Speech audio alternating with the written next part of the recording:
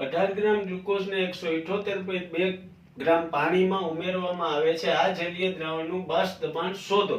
સૌથી પહેલા મિત્રો આ જલીય દ્રાવણનું બાષ્પ દબાણ શોધવા માટે ગ્લુકોઝના મોલ વિચારો। 18 * 180 એટલે ગ્લુકોઝના 0.1 મોલ, પાણી 178.2 * 18 એટલે પાણીના મોલ 9.9 થાય, કુલ મોલ થશે 10 થશે। ગ્લુકોઝના દ્રાવ્યના મોલ 0.1 * 10 એટલે 0.01 થાય। દ્રાવ્યના મોલ આવ્યા। હવે તમારે જોઈએ છીએ દ્રાવણ જલીય દ્રાવણનું બાષ્પ દબાણ, પણ હકીકતમાં દ્રાવણમાં જે દ્રાવક છે એનું બાષ્પ દબાણ એટલે શુદ્ધ દ્રાવક ગુણ્યા દ્રાવ્યના મોલંશ।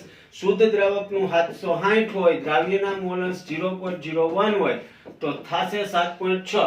760 દ્રાવણ શુદ્ધ દ્રાવક, એમાંથી દ્રાવણમાં રહેલા દ્રાવકનું 7.6 બાદ કરો એટલે 752.4 ટોર છે ઈ જલીય દ્રાવણનું બાષ્પ દબાણ આવશે। લંબાઈના વિડીયોમાં સરસ સમજાવશે રાજાણી સાહેબ।